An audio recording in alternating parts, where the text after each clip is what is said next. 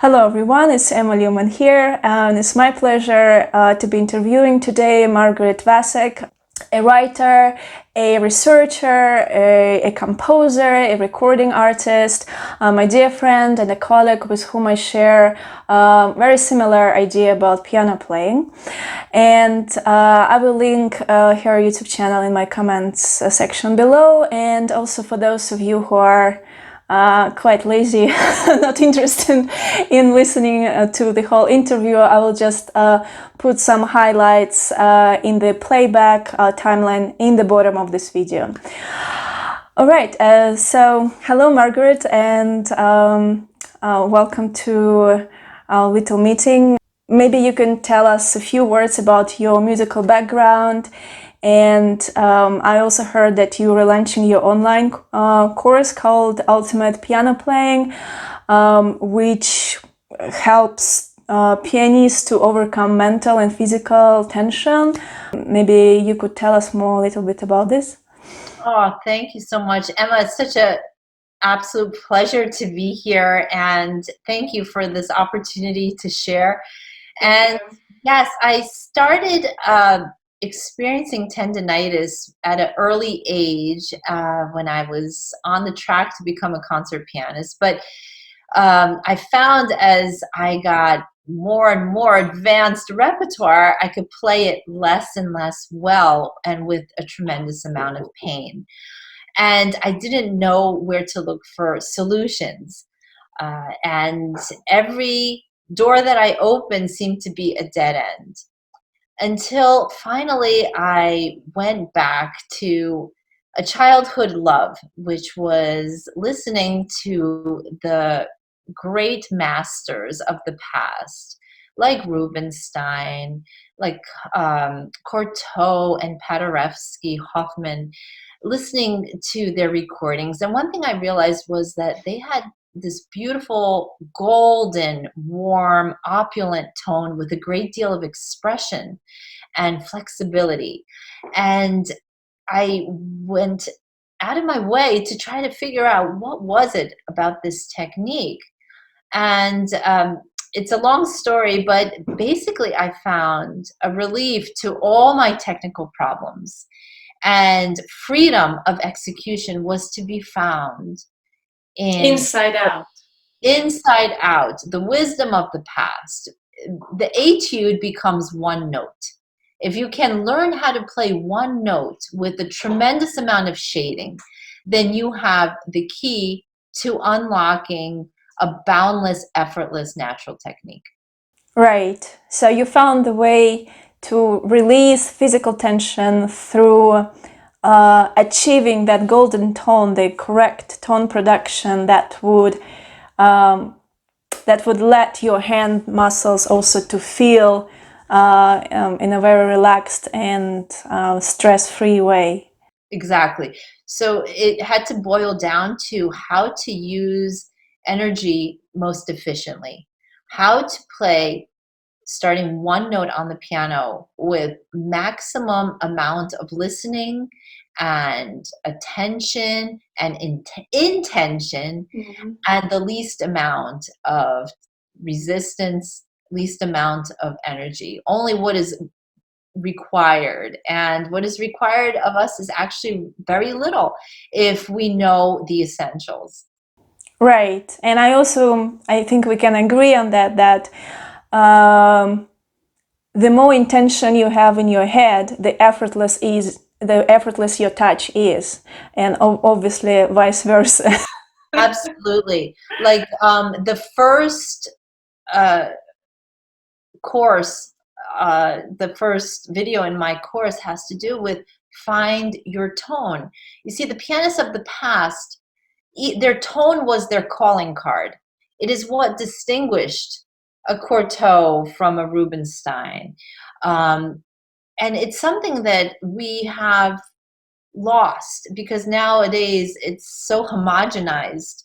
And the emphasis has become who plays it faster, cleaner, louder. But what happened to, hello, my name is Emma, and this is the way I express at the piano, and that unmistakable sound that is Emma or John or Sarah, and this is what the wisdom of the past had. And it's so liberating because know who you are, be who you are at the piano, and not a carbon copy of a recording. Be who you are, and it starts with finding your sound, your tone. Your And that is what creativity. it's meant. That is inside out. Yeah, that's one thing actually that really, I was a real rebellion against all of this. I hated school, it was boring, and anyway, so I couldn't understand why we have to simply, why the goal of our lessons with teacher was simply try to copy their ideas at our best, instead of teachers helping us to create our own interpretation, where actually the freedom in our mental health also comes from, Absolutely. No two people have the same fingerprint. So why should any one pianist sound like their teacher? Yes, there should be a essential relationship. Like if you really trust your teacher, and if you really do aspire to some of the beauty of their sound, there should be a resemblance, but there shouldn't be a carbon copy in any case, because it goes against the essence of being a human being. We are all individuals that make one whole, but you have to know who you are and be who you are and sound like who you are, and that is freedom. Yeah, but also the danger, I agree with you, but also danger here comes from not being able to actually copy, because even if you try to copy the movement from what you can hear or see from the outside, the movement or the tempo or maybe even the sound, all of this can be produced with completely different inner sensations, which you cannot control. Are you sure that you feel exactly the way your teacher feels inside? Are you sure you're pressing the key as effortless as your teacher does? And how teacher can really see that? Or does he even have a desire to see this? Exactly. When you look at the old painters, the master painters, they were apprentices. Like even Da Vinci had to apprentice, and part of their study was to learn how to imitate their teacher, but then that was just the first step, and then they had to find their own voice. And it's very true, we can try to imitate our teacher, but it will never be authentic. It's only maybe a first step, but then we have to go on the personal journey and decide, what do we like? What kind of sounds do we like from the piano? What is repelling us?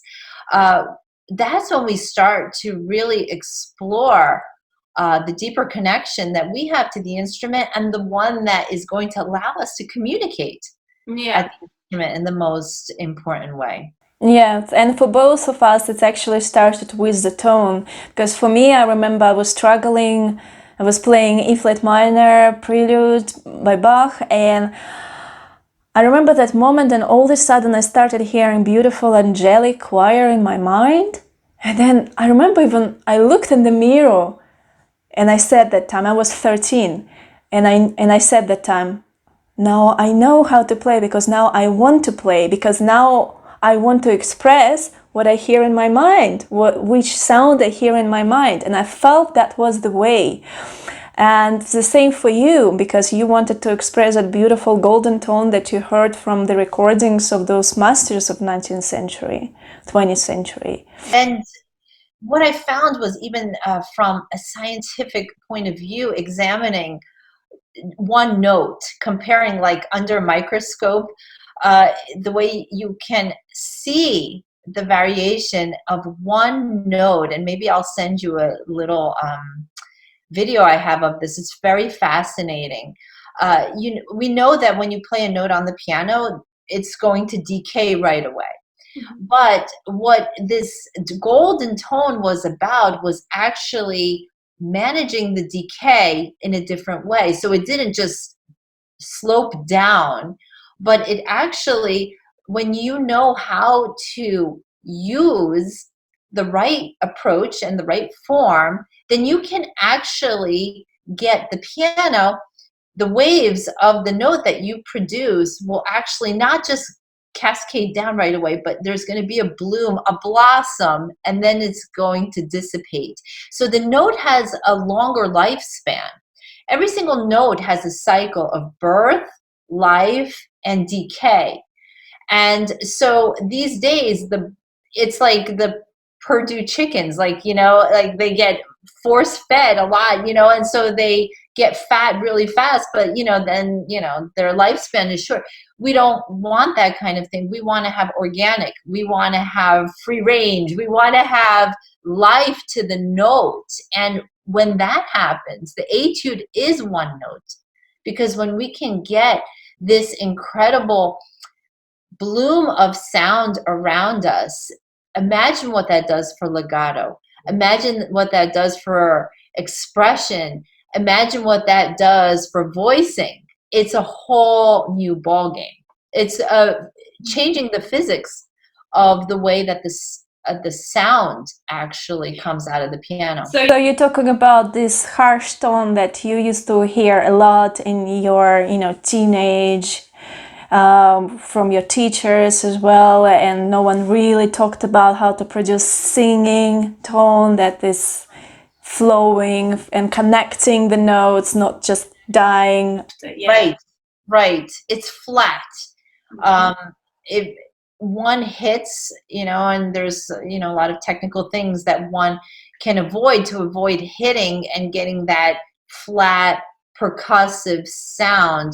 These days, our ear is sort of normalized to it, but once you start to really listen and hear tone, when it does have a blossom, where it does have this more robustness to it, oh my gosh, resonance. You'll never go back. The resonance, you'll never go back, because you really activate more overtones.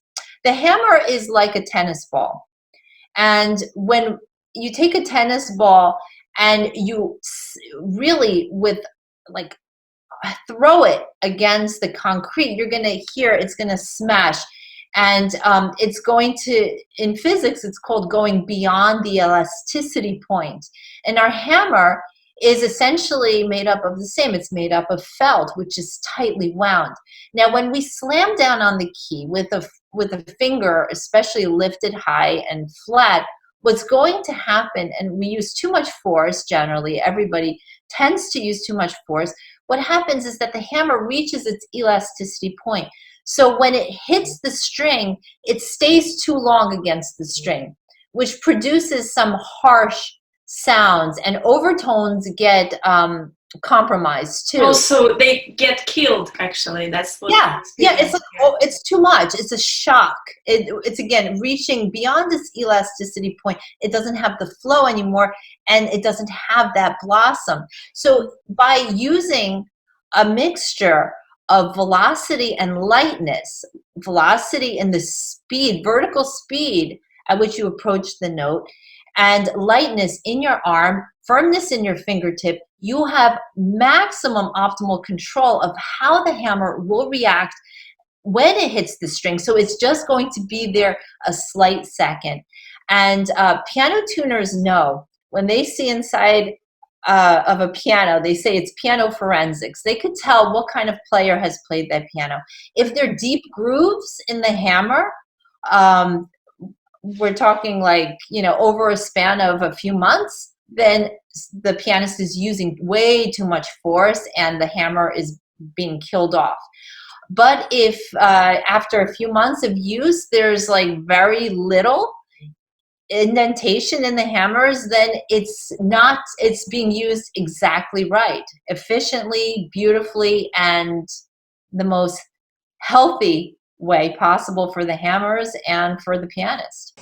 On the other side, I had I had many private teachers, and unfortunately, some of them claim to be very good, and you kind of trust them.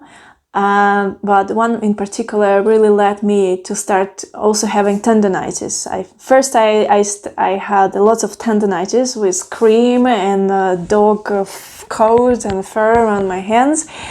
But because she didn't know clear how to explain what she feels, and that's very dangerous, because she ended up teaching me she heard something, so she heard that when we play, it feels like, apparently it was quoted by some master pianist, we need to go through the dough. So that created lots of tension here. If you try to push it through, I've had a lot of pain here right away. And I remember I was playing chromatic prelude and fugue by Bach that time, and a lot of forte, and I just couldn't play. It was almost aching at some point, even touching the key. So I was just talking about the difference between actually having this loose but this active. So I was having this loose and this active. And this is what, leads to a very bad experience. Oh my gosh, you're absolutely right. And it's funny you say that, because when I also had the worst of the tendinitis, my teacher was also saying the same, very similar thing. He was to me saying to flat fingers and either push in or like, yes, come out, pull out of it. Yeah. And I just, first of all, like, to me, I couldn't control the notes, so everything was messy. Yeah. And then I would get nervous about it and upset, and so I would tense up. I got to a point where I was just so not only in pain, but also I had no confidence anymore. Like, and so I would sit at the piano hunched, and I would play very quietly, because I felt like, why should I be heard? It was very destructive. But you know what? I realized that, sometimes I would ask, like, why was my journey so much more difficult than what I perceived my colleagues' journeys? Like, they were just winning competitions. They seemed to have like great technique. They seemed to learn pieces really fast. And I was struggling. And I sometimes would like cry and say, cry over my keys and think, why does it have to be so hard? And yet I realized that there was much to discover, and that, in the weakness, there was actually strength, because I had to learn a different way. And it was really remarkable. And I remember when I finally realized, okay, I know what not to do. I think that was the biggest realization, what not to do. So what not to do in the forearms, what not to do in the fingers, what not to do with the wrist. Oh my gosh, that was so huge. And, it's exciting to me now when people come and take lessons, and like in about 3 or so sessions, we can really get rid of all that tension and baggage. It's a baggage, emotional baggage as well. It's 100% emotional. It's 100%. It's funny how much we bring to it, and the piano is a mirror of our soul. This analyzing stage I usually do in the first 3 days. Like, if you watch my diary videos, right? Those cute ones, this is exactly what I'm doing there. Then and I know exactly how much time I will spend with each stage here. And it starts with, hand movements and sound imagination, and goes through all the musical markings like harmony, dynamics, voicing. Then I go to bigger parts, which is the structure of music, phrasing, form, image, time, artistry as well. And then when I kind of get it all together, then I started really go to the learning stage, and again it will take me maybe 4 days, where I compound the piece by repeating small and big parts, and then I work on difficult fragments, playing through the whole piece maybe 10 times a day, which is always a challenge. And then I rehearse the piece by putting myself in different lighting and different playing in different outfits, recording myself playing in front of different people, more and more and more. So basically, I always know when I start a new piece, if it's a piece of 3 pages, I know I can finish it in 6 hours, maybe. So, but yeah, it's a very clear format. Again, this form was created since, well, within those years that I've been researching, which is also like over 20 years. But yeah, and that's the whole point, because like it's such a deeply satisfying feeling when you know that whatever you planned is gonna be done. Yeah, that is, amen to that. That is exactly right. Because I mean, I can't tell you the frustration from especially like my earlier years of like half finished pieces of music, like you know, where you get like half, right? I mean, they never finish, and you can play them for 10 years, they will be never finished, never. Okay, so in performing a piece of music, how to pace your mind as you're playing. So, you know, you have to obviously be in the moment, but also preparing for what's coming up. So how do you keep that balance?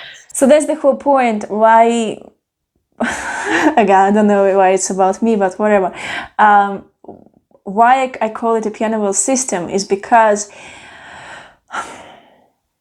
it's a mastery of keeping many things simultaneously at the same time. Because usually when we want to change articulations, when we want to play accents, we would start playing louder, right? If we want to play, you know, if you want to play softer, we also lose accent, articulation. So, you know, it's how to keep things, you know, 13, 14 layers of movements, imagination, harmony, dynamics, voicing, form, where you are in phrasing, where you are in motif, where you are in a sentence, where you are in a whole form, how you feel the time changes with ritenuta, how you change the time, you constantly feel inner pulse, you constantly intonate, how to keep all of this together and not losing. If you know, start thinking about, I don't know, image more, musical image more, you would lose, I don't know, structure in your mind. So that's what it is all about, how to keep all the links in the chain at the same time. So, and it does let you play and be in the moment. Nevertheless, you constantly have a very clear sensation about where you are in that moment regarding a bigger picture. So you keep in mind everything together. And so, like some of my students say, well, I'll just repeat it 100 times. And it never works. Like, what is your answer to that when a student just wants to keep, you know, on the repetition, repeat the piece over and over and over? So I was told many times to play through the whole piece and also perform more because it helps, but it does not. because if it's not about what to do, it's about how you do. So for me, if I repeat with anxiety, that means I practice anxiety. If you repeat with tension in hands, that means you practice tension in hands. Because honestly, to get rid of tension in hands, you if you have them in the first place, by repeating, you will only bring them to a deeper level. So to eliminate tension in hands, you just need to start playing with no tension in hands in the first place, in the very first time.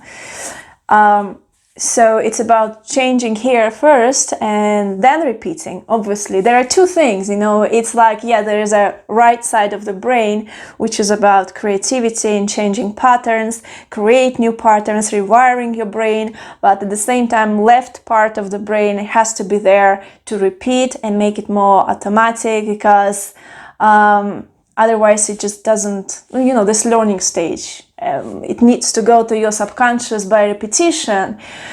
Otherwise it just falls apart. So it should be both ways. But if you just do repetition without adjusting first the essence, then you just repeat the mistake. You just learn your mistake. Exactly. And so your analysis stage, is that done away from the piano?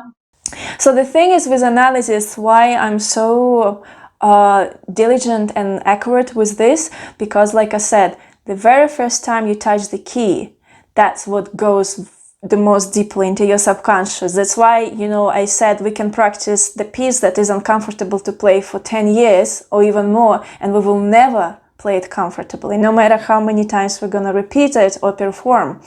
So the process of relearning the piece is simply impossible. That's why I never touch my old repertoire. Everything I played before 26, I never play again. So whatever I started playing when I start my YouTube channel, that was all new. I only play new repertoire. I don't come back to old one, because it only brings up and triggers all sensations. You're so right. It's in the mind. It's how secure we feel in the memory. I think memory is a big deal as well. Like our musical memory of the piece. Yeah. Not, because the fear of having a memory slip is, I would say, like one of the biggest fears. Yeah. I mean, I had to make friendship with that fear and just keep playing. I always have memory slips when I perform, and I can't help, but it gets better. But I just know that if I have a program of an hour, at least one time I will completely block out. It's really like, I just don't remember these two notes in my left hand. There's no way I can remember. But because I'm playing in this full energy, and I usually kind of know in which key I am, I always know that I'm able to make it smooth out, and no one usually notices. But yeah, I don't really pay attention to memory slips, because it's not about that anyways. You can forget everything, but as long as you're there, you can just get out to the stage and play two notes, and like at least, make your audience go completely wild. It's about energy and your clear-minded intentions rather than, fear of making memory slips.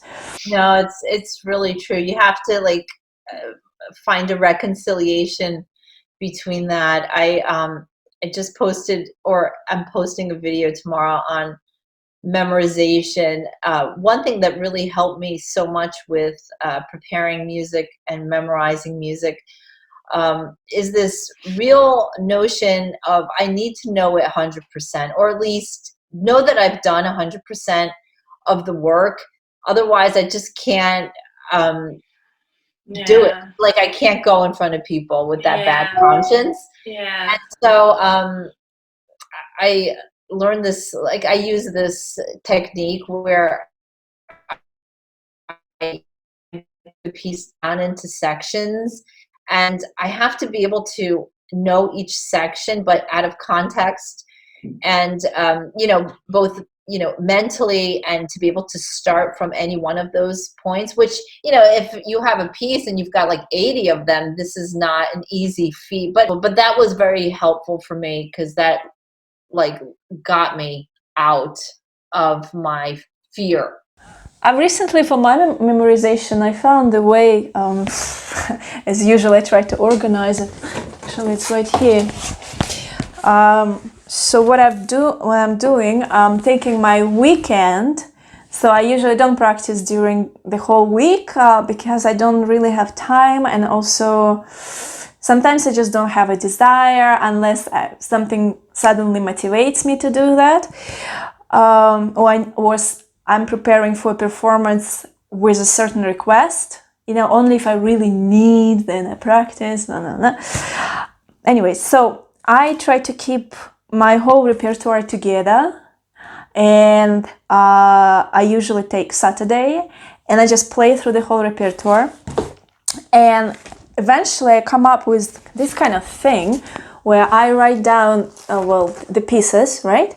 And then here, after each piece I play, I always make in every piece I always make a small memory slip, or for example, I don't really clearly can recall the phrasing structure in a certain section, and then I open the score and I correct and I write down something like, okay, in piece meditation and climax section there is step on second up in the left hand, and this is little correction, and that's it. And it's always like this, and I do this every week for months. And eventually, through this, I go through all possible mistakes that I can ever make very clear, again, everything. And that really helps. And the best thing is that, the whole week passed and I play only once, right? And then next Saturday comes, and then before playing the piece, I just look at my past mistakes and I refresh it in my mind. And when I play it again, I know, this is in this part, what to do in a certain part. So this kind of order helps me, but seriously, just to do this even once a week, to really weeding. And this kind of weeding you need to do through the whole season. I say 3-4 months, every week. Always something growing over the week, It's like I always think of it like a plumber, that you fix one leak and then another one happens somewhere else. And it's like where you don't expect at all. And usually, actually, when you play on the stage, that's the best weeding, because then something comes up that you never thought of. it's funny. I was reading one of the pianists that I admire so much from the past is Paderewski, and so he wrote a memoir, and in it he talks about, also like Liszt, taking these long concert tours through America on a train like this, and he had he would study the music on the train from concert to concert, and even if he had back-to-back concerts, what was really important to him in his preparation was to go through the music mentally. And he said this one line, which I never forgot. He said, it's enough to have just one passage in a program that might be, almost 2 hours long. That one passage is enough to disrupt your entire nervous system. So that's the mental tension that you're referring to. And for him, he related it back to either not taking care of something technically and still there's that unresolved tension, or the memorization of the music is not complete. That we have a conscience about memory, right? Like, how well do we memorize the music? How well do we practice? This is where, like, the work that you do and how you show us your practice routine is so important, because it's, again, it's going to reflect on how we feel and how much mental tension we bring to it. So yeah, I completely agree. Yes.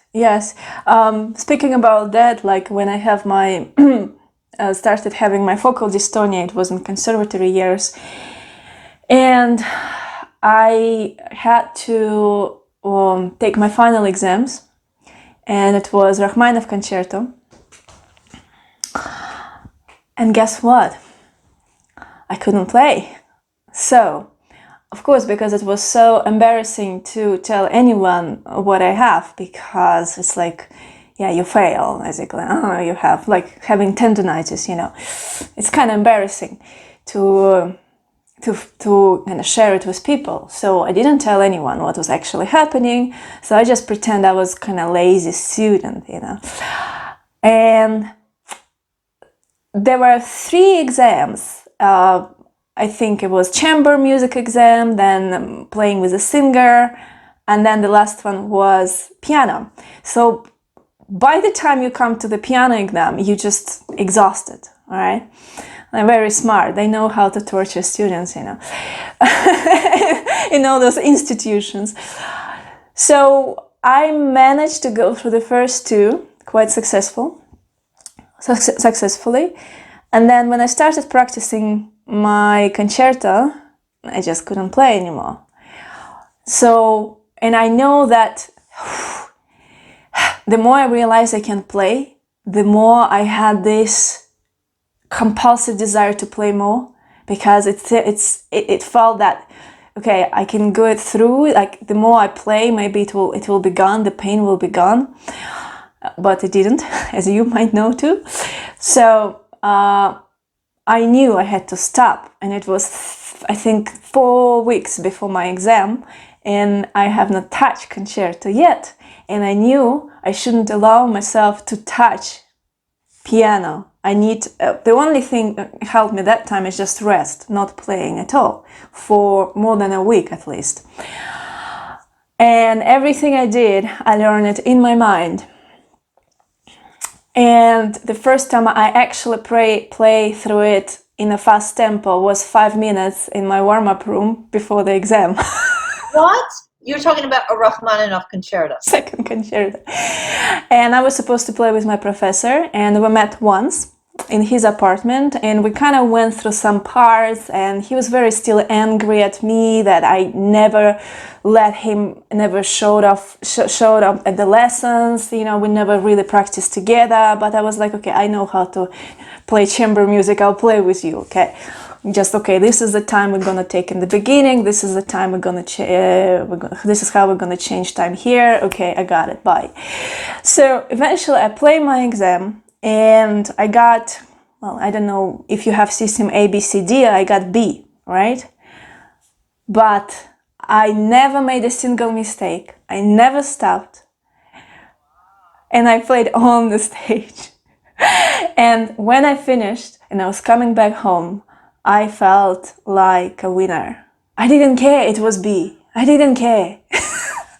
No, because that is the incredible discovery that you made, and already so early in the game, making that discovery that it really is the mental preparation. Yeah. And that's also what helped me too, was you know, I had something similar. It was, I suppose, like it was related also to what you're saying, the physical. I got so tense when I played, but it was also related to just lessons with really cruel teachers when I was young, like that just would, I don't know what it is with classical arts that they have to tear you down, you know, so that you have to like. I don't, and it takes as a norm. It takes as this is not normal attitude. This is crazy. And here's the problem, is that the more sensitive the person, which is obviously going to bring a lot to the table artistically, the less they could handle that kind of system of abuse, because it will then turn inward. And so that's a terrible thing. And so I remember saying to myself back when I was a teenager, and I would go into these piano lessons, and the first thing, you know, this professor who was like a really big name guy and everything, and I would go to his apartment and everything, and he would like sit down with his cigar and everything, and so it was an hour lesson, and he would spend like 30 minutes of it just chatting with me and like the big cigar and everything. He's like, oh, so what are you gonna do, Margaret? He's like, what are you worried about this piano stuff? You should be a secretary. And I thought, oh my gosh, I'm so bad. Like he thinks that I should just be a secretary. and give up piano altogether. And then he would be like, wow, what did you bring for me today? And then I would say whatever I had, Beethoven's Sonata or something. It's like, well, let's see what you can do. Like already I was defeated by the time I got to the piano. I just was like frozen, you know? Yeah, so, yeah, for me, some of the problems that happened physically were definitely related to being emotionally just cut down. And so then I had to find my way out of that because I really wanted to play, but it seemed like the more I tried, the less I could do it. So I also got to this breaking point where it seemed like there was no hope. But yeah, the thing that brought me, that was my life boat, was really rediscovering an approach that wasn't based on faster, harder, louder, because more, like yeah, more, but actually like you, when you said you had to take that time out, I had to take a complete time out and learn how to play one note well, because I realized, like, when my teacher would demonstrate, I didn't like the sound at all. And yeah, that's what finally got me out of it, was trying to go back, because I always loved the recordings from the past, like, you know, the old timers like Paderewski, like Hoffman, Rachmaninoff, Cortot. And so I would just listen to them all the time as a student. And I loved the warmth of their sound. Rubinstein, loved the warmth. And I thought, why is it gone? Where's the golden sound that these guys used to have? Why don't they teach this? Like, because I wouldn't be even able sometimes to withstand a few lines of music, because I get the tendinitis, and I had so many mixed message. One teacher would say lift the fingers high, another one would say like push into the keys, another one would say use weight, another one would say move the body in a certain way. So I couldn't find what worked. right. Have you ever tried to ask questions, like, for example, if you struggle with octaves? Because when I struggle with octaves and I ask a question, I got a message, well, octave is the easiest element of technique. If you cannot play it, well, what kind of pianist you are? Well, you will never play octaves. That was the response to me, and I think I was about 12 or 13 that time. So that was very encouraging. And then I cried, and then my teacher said, unless you dry your tears, don't go out of the class. Yeah. So that was nice. And some people just need that word of encouragement. If you're a student and you truly are trying your best, but you simply need some answers and some tools, well, it's the teacher's job not to cut you down and say, these are your limitations, and it's just their job to show you an open door and say, this is how to do it.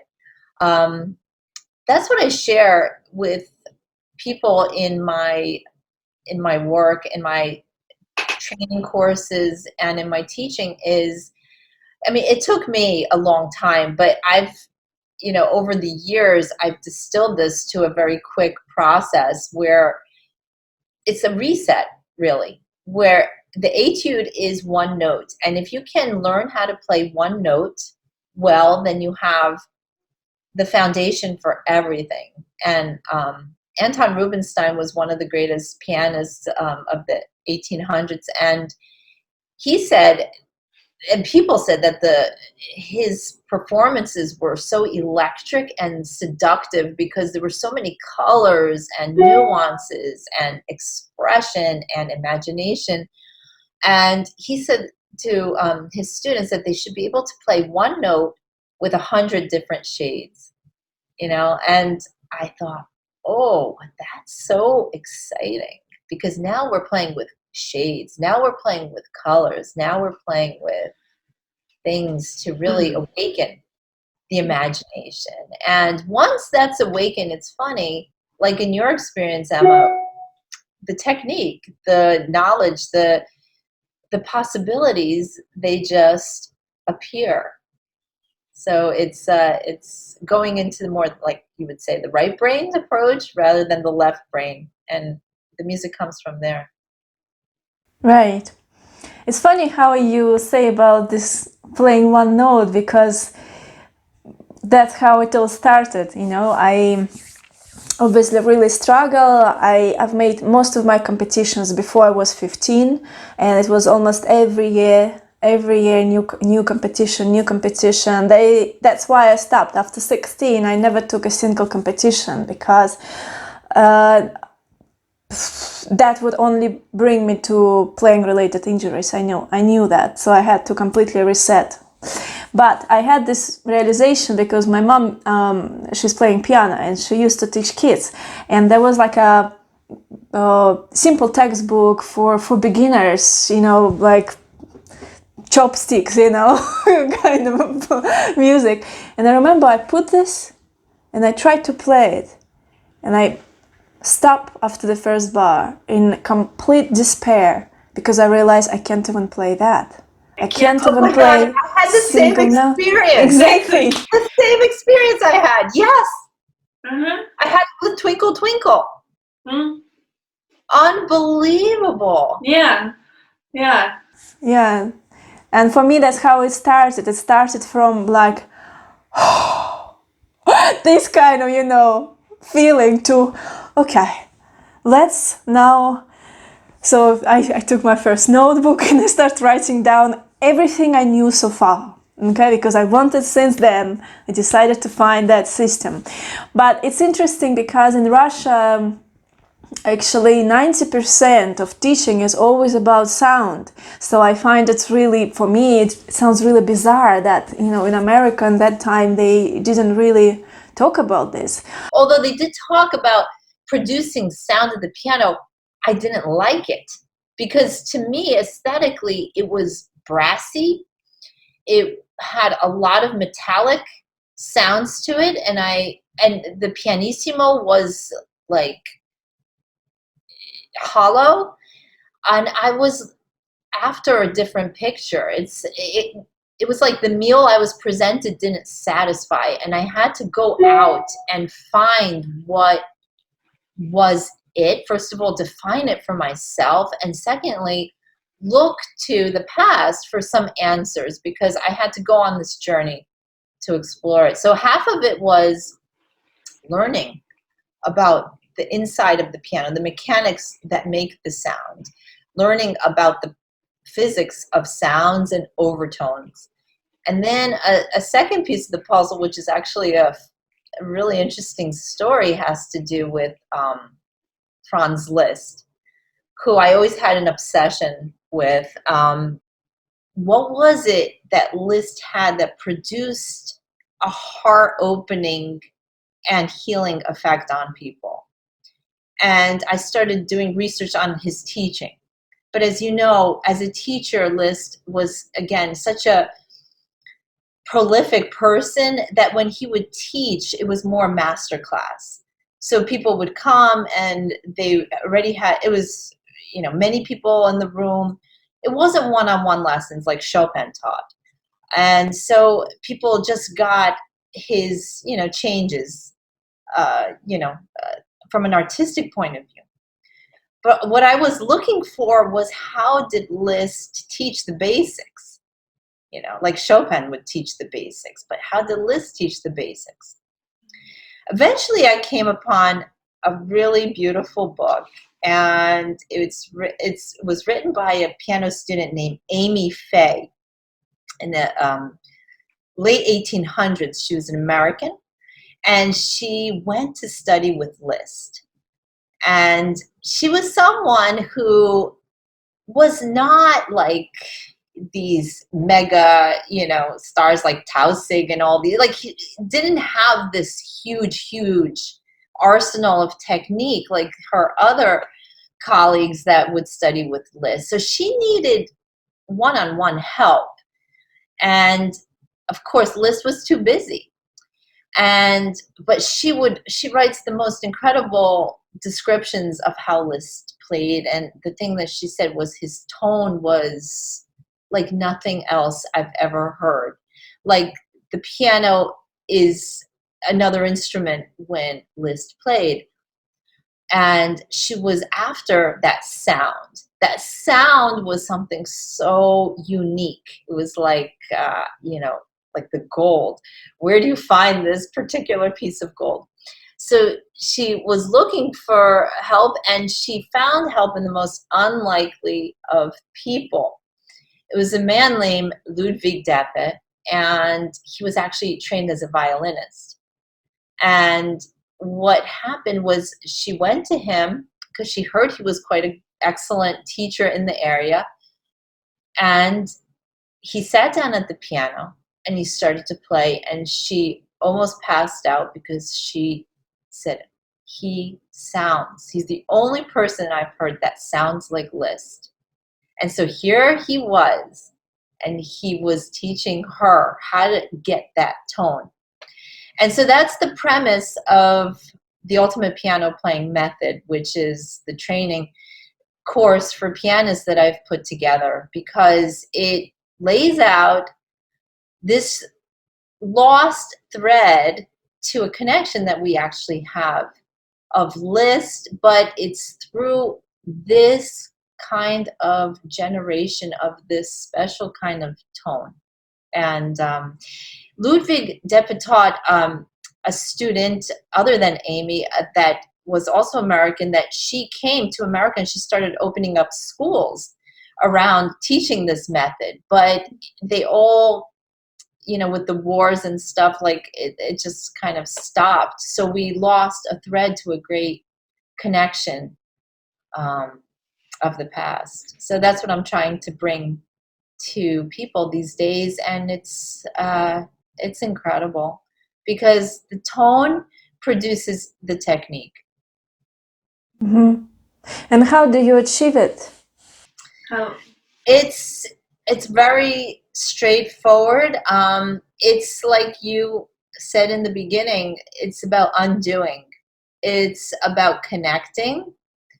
It's about opening up the natural motion of the body. It's about using gravity, not fighting gravity. It's about having, again, that deeper experience of the sound. And it really, it's a lot to get into. It's very straightforward. I have some training courses on my website, ultimatepianoplaying.com, that walk people through. Like I have a training that's the top 3 things, habits that really rob us when we play the piano and sabotage our technique. And some of these are just like the fundamental principles in this approach. One thing that I will share though, and it's, I was looking at a picture of Liszt. There are not too many photographs of him, but one shows him sitting at his table as if writing a letter, right? And but there is a secret in that picture, and I wish I could share it here, but I could send it to you. I remember that the first time I've checked your videos, I think you were like 30 in those videos, very old videos when you were sharing, right? And I remember that, how you did something like this. I don't know, but it felt nice. And you were talking about the key bed, and I was like, oh yeah, she knows what she's talking about. There was no system to even the Amy Faye book or the Liszt, things. So I had to take all this stuff and distill it into something that people can use. Because I spent a long time, like 10 years, just to understand what I'm doing, and I thought people don't have 10 years to spend on this. And I started a school in 2005 for music, where I decided, okay, I'm just going to teach this large scale one-on-one to a lot of students, and also get feedback and see what works, what doesn't work. So I did an additional, 10 years of just working with students one-on-one, eventually I distilled everything and I put it into a book, which came out in 10 years ago now. Ultimate Piano Playing, which you can find on Amazon. And I just was going through some of those old videos, and yeah, the key bed. So there are two strokes that I teach, and one is called the wave stroke, and it's the vertical. So the idea is the key bed, which is where our keyboard rests. A lot of times we use way too much force to play a note, way too much energy. Like we're talking about 2 to 3 pounds of energy per note, where we only need like a few ounces, like 4 ounces. Like you can really, really play the note in such an efficient way using energy efficiently. So I put out these videos because when we hit down too hard and we also activate the key bed is a thick piece of laminated wood, and when we hit the key bed by playing with too much force, if you notice, sometimes piano sound is metallic. Well, it's not the piano necessarily, although, you know, there are many factors that it could be, but 9 times out of 10, it's because the key bed also is put into vibration. And that vibration causes noise, which interferes with the vibration of the string and the overtones. So we have like a collision, like when you're in the ocean and you have waves coming at you from all sides in a stormy day, you know, it's going to be hard to swim. You're going to be fighting the current, and it's the same thing. So the piano itself, and there have been studies done on this, the piano itself vibrates and also causes its own noises if we are not fully efficient. If you think about like how someone karate chops through wood, right? You notice it's not based on who's the biggest, who's the most muscular, who's got the most weight. It's simply based on who can quickly, with the most controlled velocity, go through those wood boards, right? And so for the pianist, what that means is controlled velocity. So we need to be able to play the note with incredible speed if we want loud, with a prepared fingertip, just like the karate chop. If the person's hand is floppy, they're going to break every bone in their hand. So they need to have like the most stiff hand with the lightest whip action of the arm. And then they go through these like 1, 2, 3, like it's a quick thing. And so when we integrate this in piano playing, there are 3 components. The light whip arm, so you can whip it through the air, no problem. And just like a whip, what's going to happen is you're going to have this transfer of energy to your fingertip, which is prepared. It should be prepared so much that you can't even move it, all right? And then you just go through the key to the resistance point and you relax. You don't actually hit the bottom. You just go through, and because you're light, you can control the resistance point, not hit the key bed, and just before you hit the key bed, you're already done with your note. And you can, so it's the whole formula for playing is reversed. Normally we use like 90% effort and we only have like a small 10% remaining for listening. This is like totally reversed. It's like 1% effort and 99% listening, because we're using energy so efficiently. You reminded me of one of my teachers. I'm not even sure it was my teacher. I probably heard it somewhere at someone's lesson, so I don't remember. Maybe I read in the book. Anyways, playing in the middle of the key, like if this is the right, so you're playing here. You're not playing on the bottom of the key. And that's what you mean by active fingertip that can control. if we keep going down to the keyboard too hard, we're also going to then produce a lot of tension here because we're holding the tension instead of releasing. Mhm. So that's the problem. Yes. I struggle with that. Many, and you sometimes don't even realize that you hold so much tension after you already touch the key. And so what active actually fingertips does, well, I call it clinging because that's kind of a literal translation from Russian, how we call it there. It allows you to actually play in the middle of the key because you have this kind of little bit of motion. You hold it kind of with this, like you said, it's quite firm here, obviously, and you hold it there and you play in the middle.